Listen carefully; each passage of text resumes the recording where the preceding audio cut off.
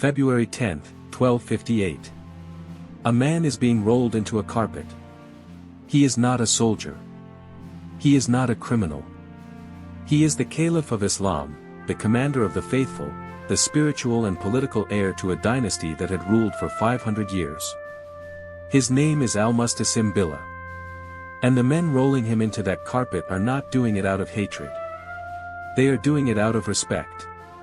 Because Mongol law forbids the spilling of royal blood on the ground. So they wrapped him tightly. The way you wrap something precious before you destroy it. And then the horses came. The Abbasid Caliphate, 5 centuries of power, scholarship, culture, and faith, ended not with a battle. Not with a last stand. Not with fire or sword or the drama that history usually reserves for the death of empires. It ended in a carpet. On a cold February morning, in the city that had once been the center of the known world. This is the story of how that happened. This is the story of 2 civilizations, one rising, one at rest, and the single moment when they finally met. And it is, above everything else, the story of one man who had every warning, every chance, every opportunity to understand what was coming. And didn't. Let's go back. Not to 1258. Further. To the year 762 AD. The Caliph al-Mansur stood on the west bank of the Tigris River in what is now modern Iraq, looked at the flat land around him, and made a decision that would shape the next 500 years of human history. He was going to build a city. Not an ordinary city. A city designed from scratch, planned on paper before a single brick was laid, circular in shape, with the Caliph's palace at its exact center. 4 gates pointing to the 4 corners of the earth. Every road leading inward. Everything in the world flowing toward one point. He called it Madinat al-Salam. The city of peace. The world would come to know it as Baghdad. Within a generation, it was the largest city on earth. Think about what that means. Not the largest city in the region. Not the largest city in the Islamic world. The largest city on the planet. At its peak, historians estimate Baghdad's population at somewhere between 500,000 and 1 million people, at a time when London had perhaps 15,000. It was incomprehensible by the standards of the world around it. And it wasn't just size. It was what happened inside those circular walls. The Abbasid caliphs understood something that most rulers of that era did not, that knowledge was power in a way that armies could never fully be. Armies could conquer territory. But knowledge, preserved, organized, translated, expanded, could conquer time. So they built the Bayt al-Hikmah. The House of Wisdom. It began as a translation movement under the Caliph Harun al-Rashid and exploded under his son al-Ma'mun in the early 9th century.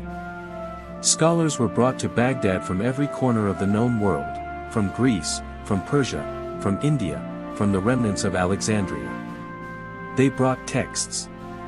They brought traditions. They brought entire bodies of knowledge that existed nowhere else. In Baghdad, those texts were translated into Arabic. Into a language that was, at that moment, the Latin of the medieval world, the shared tongue of scholarship across an enormous geographic and cultural span. Euclid's geometry. Aristotle's logic. The medical texts of Galen. The astronomical calculations of Ptolemy. The mathematical traditions of India, including the number system you are using right now, the one that eventually became what the West calls Arabic numerals. All of it passed through Baghdad. All of it was copied, annotated, debated, expanded. And then something extraordinary happened. The scholars didn't just preserve this knowledge. They pushed past it. Al-Khwarizmi developed algebra. The word itself comes from the title of his book, Al-Kitab al-Mukhtasar fi Hizab al-Jabr wal-Muqabala. The word algorithm is a Latinization of his name. Ibn al-Haytham developed the foundational principles of optics, describing how the eye processes light in ways that would not be fully understood in Europe for centuries. Al-Biruni calculated the circumference of the Earth to within 1% of the correct value. In the 11th century, using mathematics, not satellites. Surgeons in Baghdad were performing cataract operations while most of Europe was using eye problems as evidence of divine punishment. This was the world that Baghdad had built. And by the 13th century, it had been building it for 500 years. 500 years of accumulated scholarship. 500 years of books copied by hand, annotated by scholars, stored in libraries that were among the largest collections of human knowledge ever assembled. 500 years of an idea, that the world could be understood. That it was worth understanding. That the work of understanding it was the highest thing a civilization could do. Now meet Al-Musta'sim. He became Caliph in 1242. He was, by most historical accounts, a gentle man. A man who liked poetry and music. A man more comfortable in his palace gardens than in a war tent. He was also, by most historical accounts, not a particularly capable ruler. This is not a small detail. He inherited a caliphate that was already, in structural terms, in significant trouble. The Abbasid Caliphs had not held real military and political power for centuries. The actual governance of their vast territories had been slowly taken over by a series of powerful generals and sultans, the Buyids, then the Seljuks, who controlled the armies and administered the lands while the caliphs sat in Baghdad as religious and symbolic figures. It was an arrangement that worked, more or less, for a long time. But it left the caliphate in a peculiar position, possessing enormous symbolic authority and relatively little actual military power. And the men around Al-Musta'sim, the men who should have been compensating for this, who should have been his eyes and his judgment, were, by the historical record, almost uniformly terrible at their jobs. His vizier, Ibn al-Alqami, was brilliant, politically, but was primarily concerned with his own survival and his own factional interests. He gave the caliph advice that suited himself. His military commanders were divided, underfunded, and had spent years fighting each other rather than preparing for the threat that was building, quite literally, on the horizon. And Al-Musta'sim himself, the man at the center of all of this, seems to have possessed, in catastrophic measure, the quality that destroys more rulers than any enemy ever could. He believed that what had always been true would continue to be true. He believed that Baghdad was untouchable. Because it had always been untouchable. He believed that the caliphate was permanent. Because it had always seemed permanent. He could not imagine the world rearranging itself around him. So he didn't prepare for it. And out on the steppe, something was already in motion that would make that failure absolute. Go back further. To the steppe. The Mongolian plateau in the 12th century was not an empire. It was not a state. It was not even, in most meaningful senses, a civilization in the way that Baghdad understood that word. It was a world of competing tribes, nomadic, pastoral, organized around kinship and horses and the seasonal movement of herds across an enormous, cold, flat landscape. Warfare on the steppe was constant. Not the organized, siege-based, logistics-dependent warfare of settled civilizations. Something faster. Something that had been refined over generations into a form of violence so effective that when it finally collided with the armies of settled states, those states often couldn't process what was happening to them before it was over. Mongol warriors rode horses they had been riding since they could walk. They could shoot a bow backward at full gallop, the famous Parthian shot, with an accuracy that settled armies, who trained their archers standing still on flat ground, could not match and could barely believe. They traveled fast. They traveled light. They communicated across enormous distances using a relay system of mounted messengers, the YAM, that was the fastest information network in the medieval world. And then, in the early 13th century, one man unified all of it. Temujin. The man the world would come to know as Genghis Khan. The title means, roughly, universal ruler. He chose it himself. It was not modesty. What Genghis Khan built was not simply a larger version of what had existed before on the steppe. He created something genuinely new. A military machine that combined the speed and ferocity of nomadic warfare with a degree of strategic sophistication, of long-range planning, of psychological warfare, of information gathering, that matched or exceeded anything the settled world had developed. He sent spies ahead of his armies. Years ahead. Traders, travelers, diplomats, men who moved through cities and courts and reported back on defenses, on political divisions, on the personalities of rulers, on where the grain stores were kept and where the walls were thinnest. He offered surrender terms, generous ones, initially. Cities that surrendered without resistance were often spared. The people were taxed, not massacred. The existing administrative structures were frequently left in place. This was not mercy. This was efficiency. Killing everyone and destroying everything took time and resources. A city that surrendered and paid tribute was more useful than rubble. But cities that resisted, cities that chose to fight, that killed Mongol envoys, that refused terms, those cities became examples. And the Mongols were very deliberate about what their examples communicated. The destruction was not random. It was calculated. It was performed in front of the next city on the route. This is what happens to the people who say no. This is what waits for you. Choose. Genghis Khan died in 1227.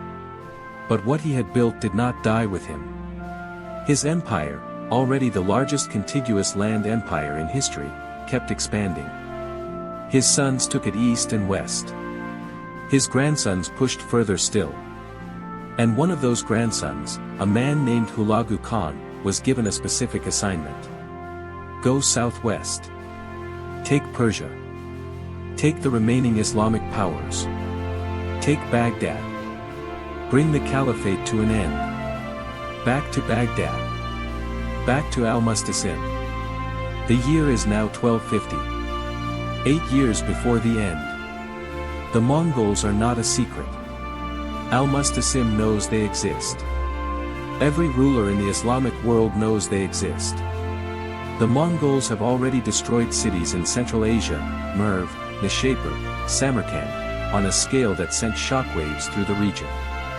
Survivors had arrived in Baghdad, in some cases years earlier, with first-hand accounts. The news was not ambiguous. The survivors were not exaggerating. In Merv alone, in 1221, the death toll was recorded by contemporary sources as being in the hundreds of thousands. Whether the specific numbers are accurate is debated by historians. That the destruction was catastrophic is not. Al-Musta'sim had this information. He also had envoys. Hulagu Khan, as he assembled his forces and moved westward through the 1250s, followed the established Mongol protocol. He sent messages to Baghdad. He sent demands. Acknowledge Mongol supremacy. Send tribute. Provide military support when requested. These were not new demands. Many rulers across Central Asia and Persia had already accepted similar terms. The Mongols were, in some cases, genuinely willing to leave existing power structures in place, as long as those structures acknowledged where the real power now sat. Al-Musta'sim's advisors were split. His military commander, a man named Ibak, argued for preparation. For mobilizing forces. For rebuilding the city's defenses. For reaching out to potential allies, the Egyptians, other Islamic rulers, to present a united front. His vizier, Ibn al-Alqami, argued differently. Some historians believe he was actively working against the Caliph, passing information to the Mongols, deliberately undermining military preparations, playing a factional game that prioritized his own political survival over the Caliphate's. Whether that's true or not, and historians debated, the outcome was the same. The preparations were inadequate. The diplomatic outreach was half-hearted. And Al-Musta'sim sent back responses to Hulagu's demands that were, by every historical account, miscalibrated to the point of tragedy. He refused. Firmly, at times contemptuously. He reminded Hulagu that the Caliphate had survived for 500 years. That it was protected by divine will. That no power had ever succeeded in destroying it. He sent messages that, translated into modern language, essentially said, "Do you know who you are talking to? Hulagu did know. That was the problem. And here, in the gap between what Al-Musta'sim believed about his own position and what his position actually was, the real tragedy of 1258 begins. He was not a foolish man. He was a man who had inherited a story about himself, about his dynasty, his city, his place in the world, and had never been forced, not once in his 16 years as Caliph, to test whether that story was still true. It wasn't. It hadn't been for a long time. He just didn't know it yet. 1257, Hulagu Khan begins the final movement toward Baghdad. The force he assembled was, by medieval standards, staggering. Historians estimate the Mongol army at somewhere between 120,000 and 150,000 soldiers, though some estimates go higher. What is certain is that Hulagu had drawn forces from across the Mongol Empire for this campaign. This was not a raid. This was not a border incursion. This was a statement of intent, assembled in iron and horseflesh and the accumulated momentum of decades of expansion. Hulagu also brought something else. Something that distinguished this campaign from earlier Mongol operations against Islamic cities. He brought engineers. Chinese siege engineers, specialists in the construction and operation of siege weapons, including a particularly devastating device called the counterweight trebuchet, which could hurl heavy projectiles with an accuracy and force that the defenders of Baghdad had no meaningful answer to. The Mongols had learned from every army they had ever fought. Every conquest had added something to their operational capability. What had begun as a steppe cavalry force had become, by the 1250s, something genuinely unprecedented, an army that could conduct siege warfare at scale while maintaining the speed and flexibility that had made it devastating in the open field. Hulagu moved in 3 columns, approaching Baghdad from multiple directions simultaneously. This was doctrine: prevent any single avenue of retreat or reinforcement, ensure that no relief force could reach the city before the outcome was decided. He also did something psychologically precise.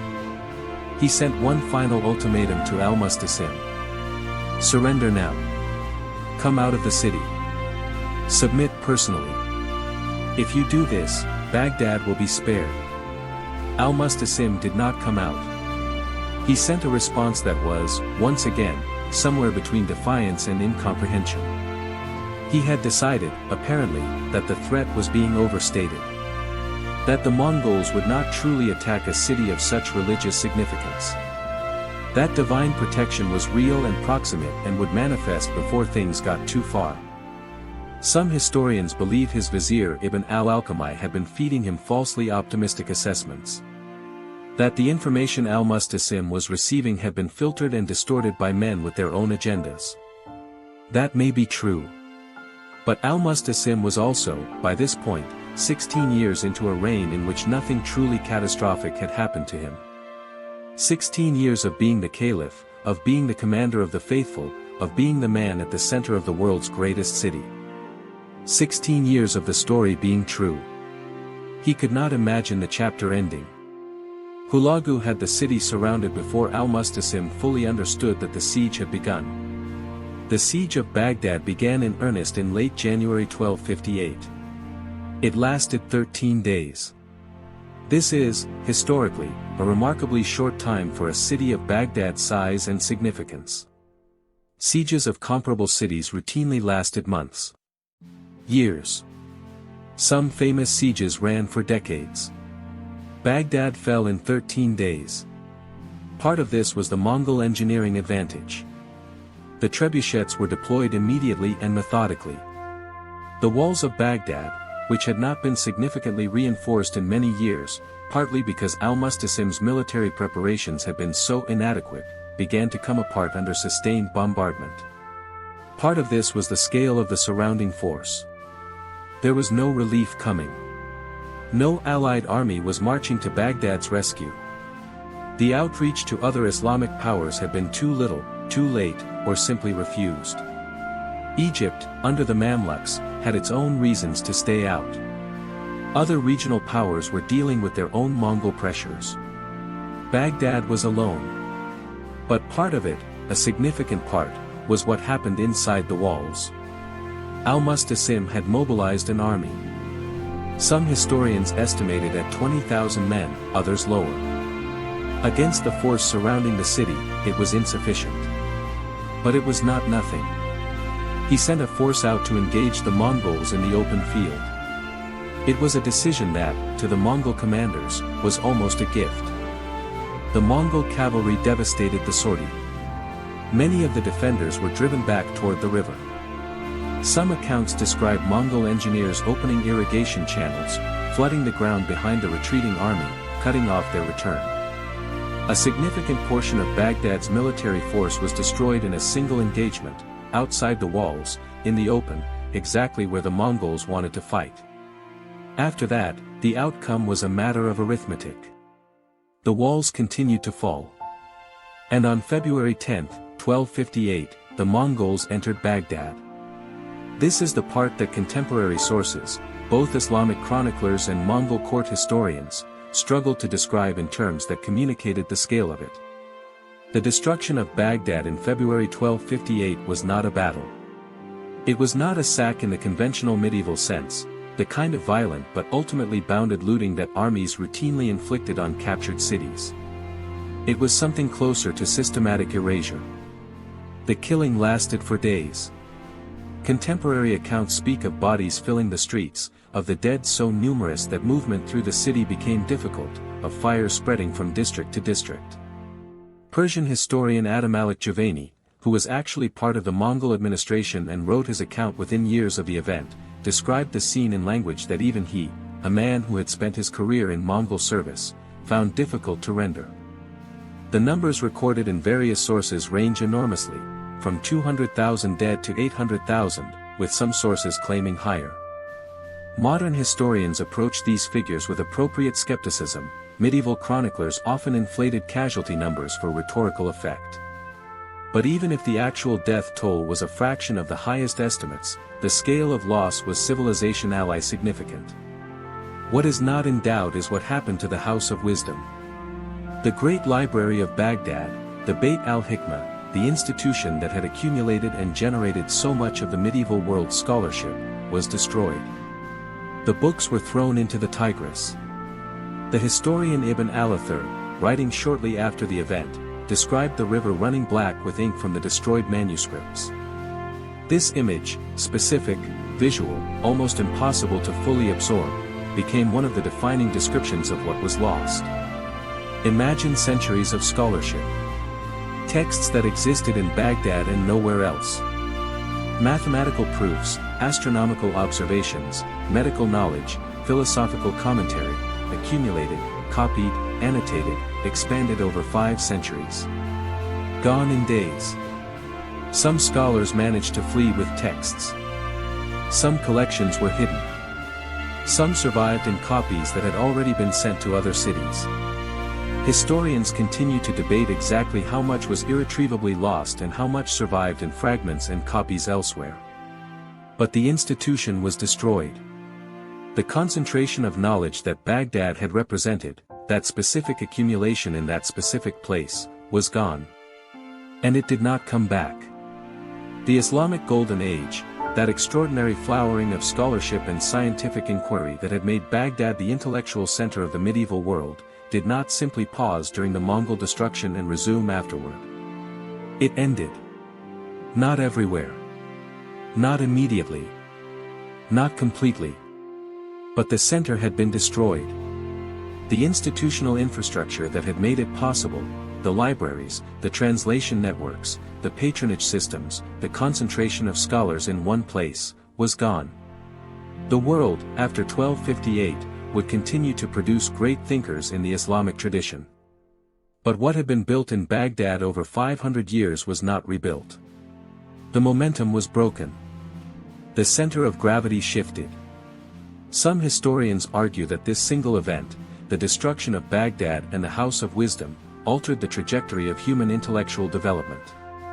That the mathematical, scientific, and philosophical work being done in Baghdad in 1257, if it had continued for another century or two, would have produced developments that the West didn't achieve until the Renaissance or later. We cannot know. That is, perhaps, the most disturbing aspect of it. We cannot know what was in those books. We cannot know what would have been discovered. We only know it was there. And then it wasn't. Al-Musta'sim was still alive when the city fell. He had not died in the siege. He had not led a final charge or made a last stand or done anything that history could have recorded as dignified resistance. He was simply there, in his palace, as the world he had inherited collapsed around him. Hulagu Khan sent for him. And this is where the accounts become particularly painful to read.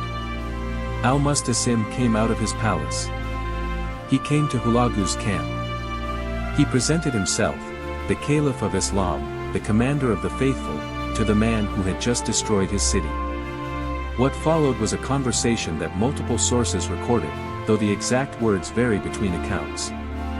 Hulagu, by some accounts, showed Al-Musta'sim his treasury, the vast wealth that had been accumulated across the Caliphate's centuries of rule. Why, Hulagu reportedly asked, did you not use this to defend your city? Why did you not pay for soldiers? Why did you not build your walls? Al-Musta'sim, by some accounts, said that God would protect him. Hulagu, by some accounts, said, God has given you to me. Whether this exchange happened exactly this way is uncertain. Medieval historians were not court reporters. Conversations in chronicles are often reconstructed or embellished for rhetorical effect. But the shape of the exchange, the collision between Al-Musta'sim's faith in his own protection and the reality of what had actually happened, rings true to everything else we know about this man. He had believed, genuinely, that what had always been true would continue to be true. That the Caliphate was protected. That Baghdad was untouchable. That his position at the center of the Islamic world meant something to the universe itself, not just to the men who acknowledged it. He had been wrong. And now he was sitting across from the man who had proven him wrong, in the ruins of the city that proof had cost. Hulagu had a problem. Not a moral problem. A logistical one. Al-Musta'sim was a caliph. Royal blood. And Mongol law, the Yasa, the code attributed to Genghis Khan, contained a prohibition that Hulagu took seriously. Royal blood could not be spilled on the ground. This was not, as some later accounts have romanticized it, a form of mercy. It was not Hulagu trying to give his enemy a dignified death.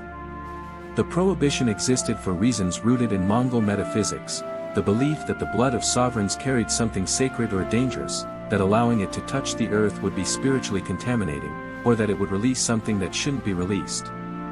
The execution had to be carried out in a way that kept the blood contained. The solution was the carpet. Al-Musta'sim, Caliph of Islam, last of the Abbasid line to rule from Baghdad, was rolled into a felt carpet. And then the horses were driven over him. The weight of the animals, distributed across the carpet, crushed him. No blood touched the ground. No blood touched the ground. The Abbasid Caliphate, founded in 750 AD, ruling for 508 years, ended on that ground, on that morning, in that carpet. Hulagu rode into what remained of the city. The date was February 10, 1258. It is worth spending a moment with Hulagu Khan. Not to humanize the destruction, the scale of what happened in Baghdad is not something that humanizing one man can redeem, but to understand it. Because Hulagu was not a simple destroyer. He was not driven by religious hatred. He was not, by the standards of his own time and culture, a monster. He was executing a strategy. Hulagu's wife, Dokuz Khatun, was a Nestorian Christian. Hulagu himself had Nestorian Christian sympathies, though he was not formally a Christian. His court was religiously diverse in a way that Baghdad's had never been. The Mongol Empire, in this period, was almost uniquely tolerant of religious difference, not out of principle, but out of the pragmatic recognition that an empire spanning multiple continents needed to accommodate the beliefs of the people it governed. There is documented evidence that Hulagu gave orders to protect the Christian population of Baghdad during the sack. Nestorian churches were not destroyed. The Christian quarter was, by most accounts, spared the worst of the violence. This detail is not exculpatory. It simply adds texture to the picture. Hulagu did not destroy Baghdad out of blind rage. He made choices about what to destroy and what to spare.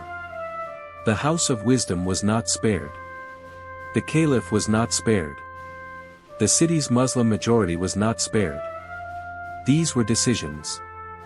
Hulagu also understood what the Caliphate represented symbolically, and he understood that destroying it was a statement to the entire Islamic world. That statement was, your protection is not divine.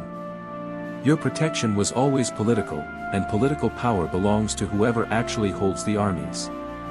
He was, in this sense, making an argument.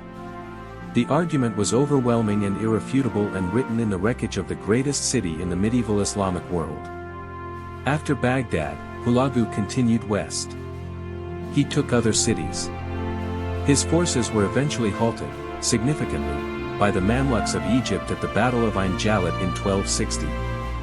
This is often cited as one of the first major defeats of the Mongol army by a settled power, and it stopped the westward expansion into North Africa and deeper into the Arab world. But Baghdad was not recovered. Baghdad was not rebuilt. Not in any way that restored what it had been. Hulagu died in 1265. He did not convert to Islam. He was buried with the treasures of the Caliphate. The consequences of February 1258 rippled outward across generations. In the immediate term, the destruction was catastrophic. The death toll, the displacement of populations, the destruction of infrastructure, agricultural systems that had been maintained for centuries, irrigation networks, the physical fabric of one of the world's great cities, all of it required time to recover. Some of it never did. The center of the Islamic world, politically, culturally, intellectually, shifted. Cairo, under the Mamluks, became the new locus of Sunni Islamic power. A branch of the Abbasid family was installed as a ceremonial caliph in Cairo, a symbolic act that acknowledged what had been lost without truly replacing it. The Mongols themselves did not remain a unified force hostile to Islam. Within a generation, Hulagu's successors, the Ilkhanate, the Mongol dynasty that ruled Persia and much of the Middle East, converted to Islam. The very people who had destroyed the caliphate became Muslims themselves. By the early 14th century, the Ilkhans were patronizing Islamic art, scholarship, and religious institutions. History has a dark sense of irony. The Mongols destroyed Baghdad in the name of Mongol expansion. Their grandchildren rebuilt in the name of Islam. But what had been in those books was still gone.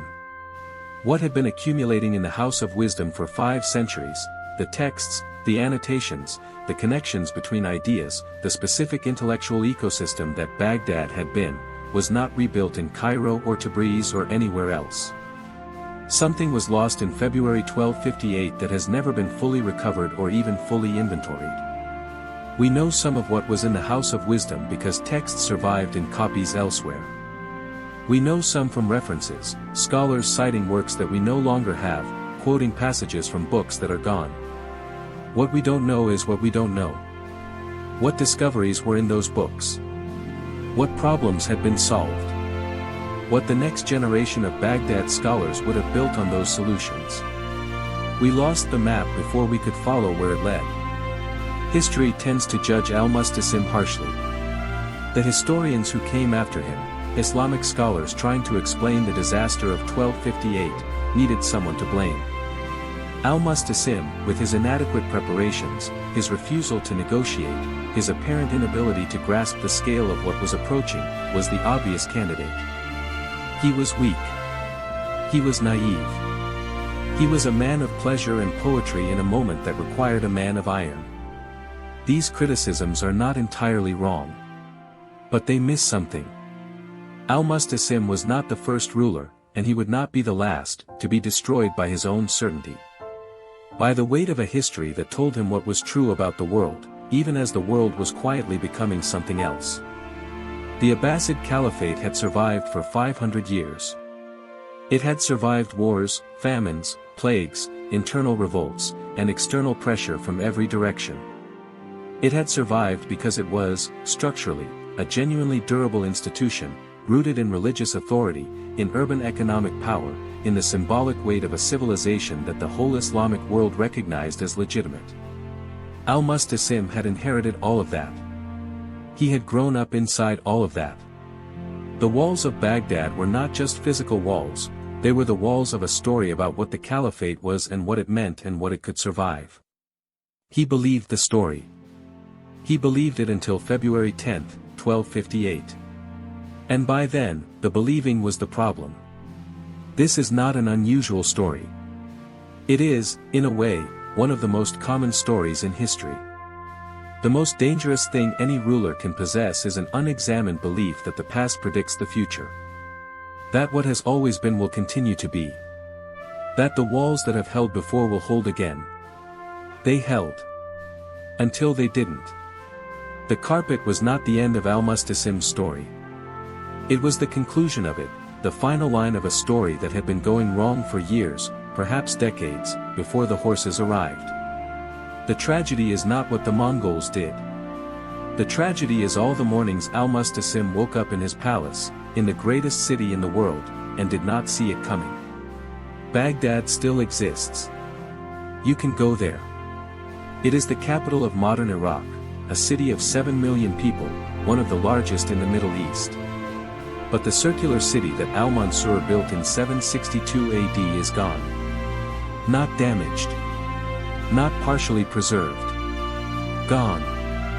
There are no ruins of the round city. The Mongol destruction was thorough enough, and the subsequent centuries turbulent enough, that nothing of the original structure remains above ground. The House of Wisdom is gone. There is a cultural center in modern Baghdad that carries its name, as a kind of memorial to what was there. But the books are gone. The institution is gone. The specific, unrepeatable accumulation of knowledge that 5 centuries of scholarship had produced is gone. What we have is the knowledge that it existed. We have the references. The citations. The books that survived elsewhere, and the gaps where books should be.